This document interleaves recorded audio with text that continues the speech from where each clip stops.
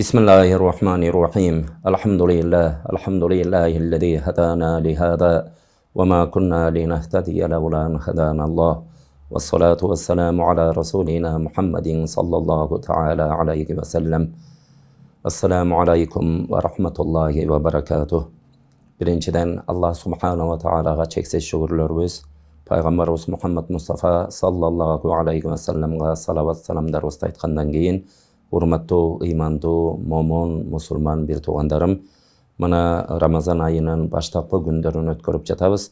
Uşul günlerde menin kat kurucunuma kançalagan bir so'roolor gelip, oşo saarlыкты kандай kılabız, iftarды kандай kılabız, degele Ramazan ayının günlerin kanday ötköröbüz degen elet jerlerinden özgöçö oşo kattary gelip düşüp atat. Oşonun sebebinen sizlerden bardığınızlarga Allah Taala'nın berişinçe, alыбыздын ilimizdin jetişinçe, ançamınça oşo Ramazanга kayrılıp görүүnü, koyууну ep görüp jatam. Emin Ramazan degende Ramazan'dan özgöçölügü Allah Subhanahu ve Taala kutiba alaykumus siyamu kema kutiba alellezine min qablikum la'allakum tattaqun. Murunqu ümmetlerge farz kılınganday ele silerge de oroza farz kılındı. Balkim siler Allah'dan korkuyorsunlar deyip. Hurmatlı bir tuğandar, Allah Subhanahu ve Taala farz kılıp, bizge mildet kılıp, jüktöp koygan nerseni, bunu emne üçün, bunu kaalaytelem, kaalabaytelem degen bizde ihtiyar kalbaydı. Allah Taala farz kıldı, bunu atkarış mildet bolot. Anam bir tuğandar, bardığımızga Kuday Taala bekem iman berip, oşo Allah Taala'nın farzlarını toluk atkarıştı Kuday Taala nasip kılsın. Emi Ramazan günleri emne menen baştalat. Ramazan günleri erteң menen saarlık menen baştalat. Saarlık degen oşo bamdat namazına 1 saat 1,5 saat kalganda adamdardын bardığı oygonot. Köpünçe oroza tutkandardын dээрлик 90% saarlıkka oygonup tamak içişet. Birok jönököy adattagı gündörde tahajjud namaz okugula desek, emi adatta kança kişi okup atat Allah Taalaga malum. Birok adamdardын bardığı le okuy berbeyt. Bamdat namazga turganına sүйүнүшөt. Emi Ramazandın da bir kasiyetterinden adam degen şu aşkazan degen kıyın neyse bolot eken, adamdın nafsesi güçlүү bolot eken, tamak üçün bolsa dagı adam turat eken. Birok uşu Ramazan ayı kanday ay dese, Allah Taala 12 ayda jaratkan bolsa, oşo 12 aydı adeptey turgan ay bolup eseptelinet. Ramazanda adam özün özü özgörtüp, özün özü adepteş gerek. Oşo adebi münözüne singip ketip, münözüne aylanıp ketiş gerek dagı, başka 11 aylarda dagı oşondoy münöz menen jüreğinde Allah Taala'dan tilenişi gerek. Emi erteң menen turgan uçurlarda bamdattan 1 saat, 1,5 saat aldın turup atabız. Oşol uçur eң Allah Taalaga jagımdı bolgon tahajjud namazын okuy turgan uçurlar eken. Alımdarыбыз ne deydi? Alımdarыбыз oşo saarlыкka turgan adam çurulkap ele kohnaga girbestен eң birinci tura kalıp turup, oşo tahajjud uçurunda turup mınday birinci daarat alsın deydi. Bul adepterinden, erteңmenenki saarlık kılığının adepterinden birinci daarat alıp, andan keyin 2 reket tahajjud namazını okup alsın. Oşanti 30 gün boyu oşo Ramazan ayının içinde daima tahajjud okuy turgan bolsok, inşallah tahajjuddagı dualardın bardığı kabul bolot. Tahajjud namaz okup, kıskaça duasın kılıp, anan gelip dastarkonga otursun. Dastarkonga oturgan uçurlarda bizge sünnet bolup kalgan, bizge uşunday sooptu bolup oturgan saarlık. Saarlık dep ele bunu turup alıp ele 5 barmaka yetke aşkazanыңды толтуруп ал деген кеп эмес. Бизде кээ бирде адатта ачкы болосуң деп ата-энелерибиз тез көп жеп ал деген адатыбыз бар. Суудан көп ичип алгыла деп эле бири-бирибизди кыйнай беребиз. Бирок андай эмес экен. Пайгамбарыбыз кээде ошо тамыр менен эле, мындай айтканда курма менен эле ооз жаап койгон.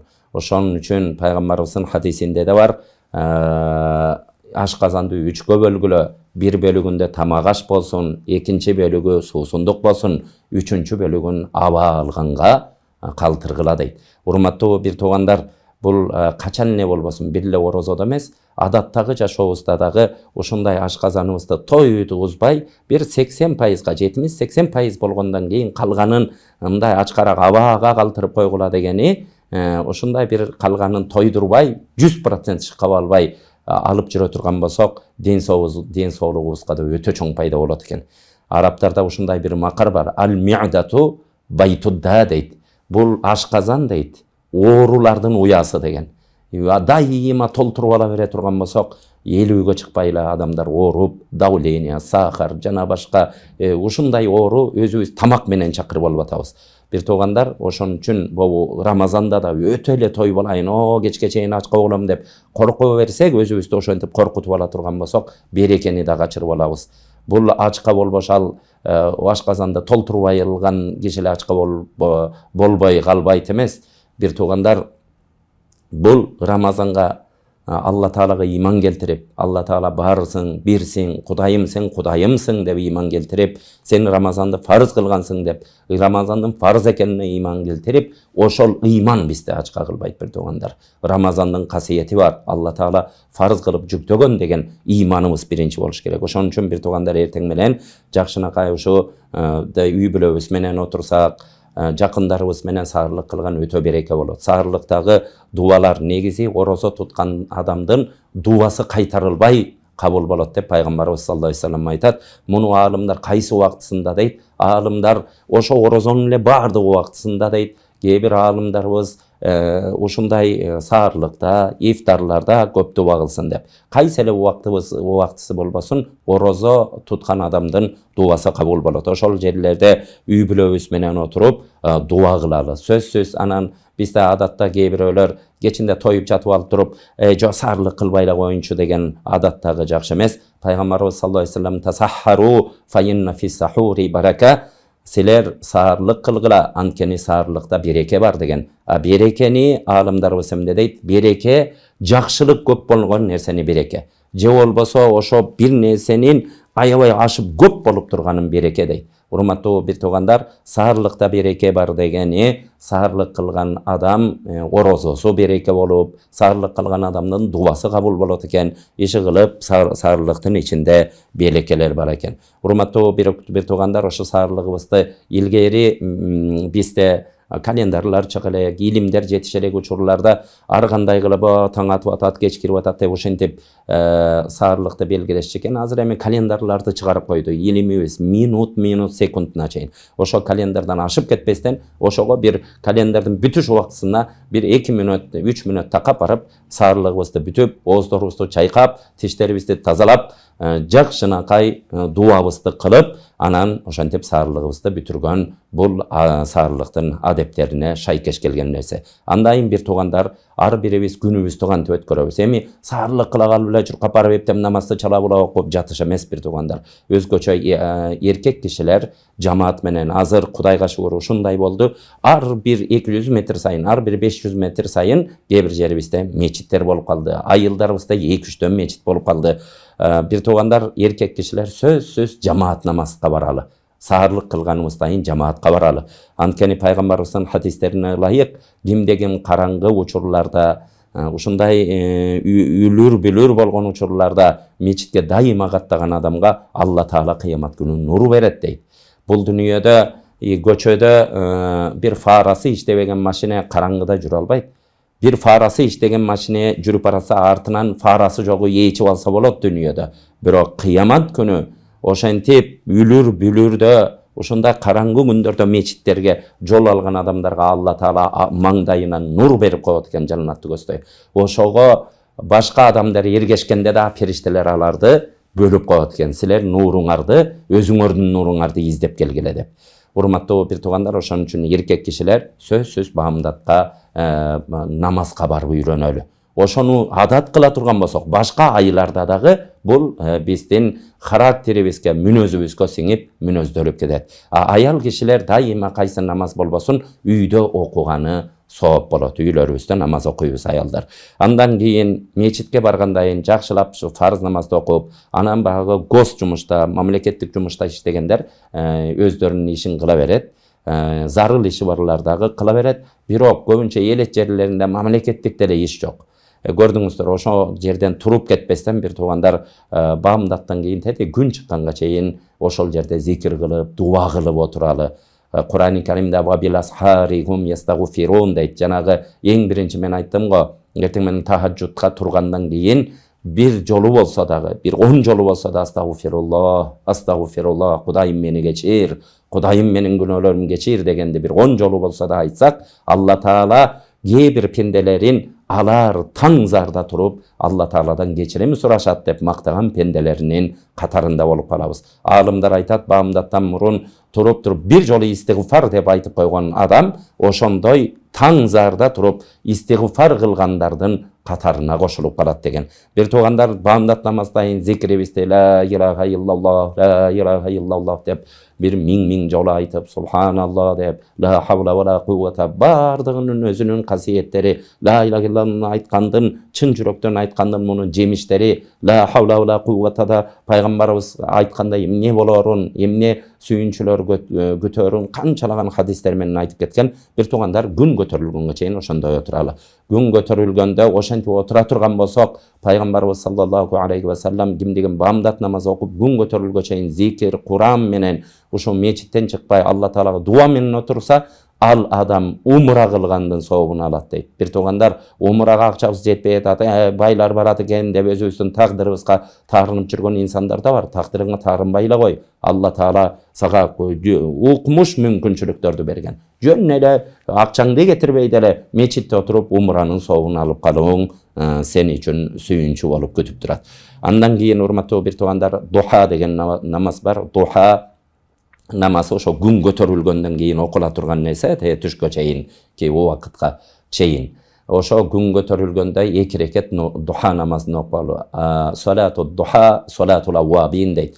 Духа намазы бул такыбалардын намазы деген. Такыбалардын арасына кошулат экен. Кээ бир алымдар айткан, менин духа намазын окуп кылган дуам кана кабыл болгонун жашоомдо сездим деген адамдар болгон. Ошон үчүн духа намаздарын окуп, үйлөрүбүзгө кайтып келип, бир туугандар мындай оорулуу адамдар болсо уктабый салбаса болот. Анан жөн эле адамдар уйку менен өткөрбөйүн абы деп аны да адат кылбайлы. Бир туугандар келели Рамазан айларында хали яставиллазина я'ламуна валлазина ла я'ламун деп Кур'ан-ы Керимде Алла Таала билим билгендер менен билим билбегендер барабар болобу, экөө бирдей болобу деп бизге суроо салат. Бирдей болбойт экен бир туугандар. Ушундай учурларда азыр кыргызча, орусча түрлүү китептер чыкты. 1 саатты жок дегенде 1 саат убактыбызды ушу диний китептерди окуйын, ушундан бир маалымат алайын, мен да Кудайга жакындайын деп бир ушундай китеп окууну адат кылсак. Андайын Куран окууну, эгер арабча кат билип, арабча текстинен Куран окугандар дайыма Куран окуйлу. Куран окуганды билбегендер, урматтуу бир туугандар, азыр эч шылтоо калбадымы? Компьютерлер, колуңда телефондар, ушуну жакшылыкка иштетели ар бир нерсени. Ошондон Куранды дүнүйөлүк, мыса Абдулбасит кары, Миншави кары, Мишар Рашид кары, Судейс, эмне деген карлар, биздин кыргыз карларыбыз чыгып атат. Ошолордун аттарын жазып, тиги Фатиха сүрөсүнөн баштап күндө бир парадан Куран уксак болот бир туугандар. Ар бир уккан Кураныбызга эселеп соопторду алабыз, Алла Таалага жакындайбыз. Бул Рамазанда ушуга адаттаналы. Андан кийинки нерсе бир туугандар, ушу Рамазанда ар кандай нерсеге туш болушубуз мүмкүн. Бирөө менен жаңжалдашып, бир акмак адамдар келип сени сөгүп сагып, жакалап, бирок ар бир нерсе сабырдуу бололу. Сабырдуу бололу. Рамазаныбыз бузулуп калбасын. Келип катуу айткан адамга, мен орозомун деп жооп берели бир туугандар. Бул нерсе дагы башка күндөрүбүзгө өтөт. Андан кийин урматтуу бир туугандар, колдон келишинче, мүмкүн болушунча эркек кишилер ар бир пешин, асыр, шам, куфтан намаздарын жамаат менен окуганга аракет кылалы. Аял кишилер болсо үйлөрүндө намаз окусун, көп дуа кылсын, Рамазан айындагы дуалар артка кайтпайт деген нерселерди эсибизге түйүп алалы. Андан кийин бир туугандар, мына кечинде ооз ачар убакыттарда ооз ачар бирөөлөргө чакырыкка барабыз, же үйүбүздө ооз ачып кала турган болсо үй бүлө менен жалпы ооз ачкан жакшы. Ооз ачарды өз учурунда, убактысында ооз ачкан эң сооптуу болот бир туугандар.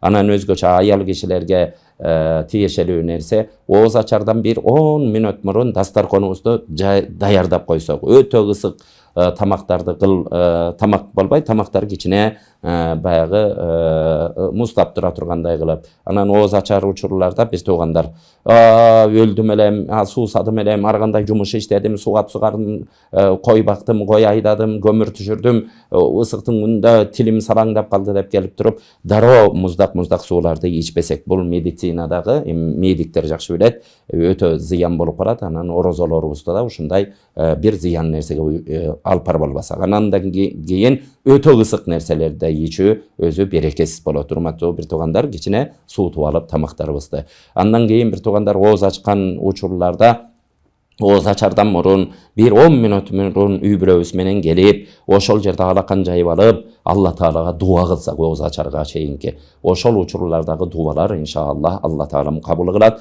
Андайын ооз ачардын дуасын күнөөлөрдөн жуу, Кудайым өзүңдүн фарзыңа ыйман келтирип, өзүң фарз кылган орозоңо ыйман келтирип, өзүңдүн ырыскың менен ооз ачып атабыз, өзүңө тобокел кылдык, Кудайым деп Алла Таалага жалынып жалбарып ооз ачып, ооз ачканда дагы мүмкүн болушунча пайгамбарыбыз саллаллаху алейхи вассаламдан сүннөт болгон нерсе жанагындай курмадан бир 3 нерсе менен пайгамбарыбыз ооз аччу эле. Ушул нерсени адат кылса курманы, эртең менен бизде дагы элибизде курманы бир гана ооз ачарда колдонушат. Бул курма деген бул тамак. Пайгамбарыбыз сый көрсөткөн тамак, ошону саарлыкта да колдонсок. Анан ооз ачырып кичине баягы бир аз тамак урутап алып, анан шам намазга барсак. Анткени шам намазды дагы басып барып бир окуй турган мечитке барып окуп келсек.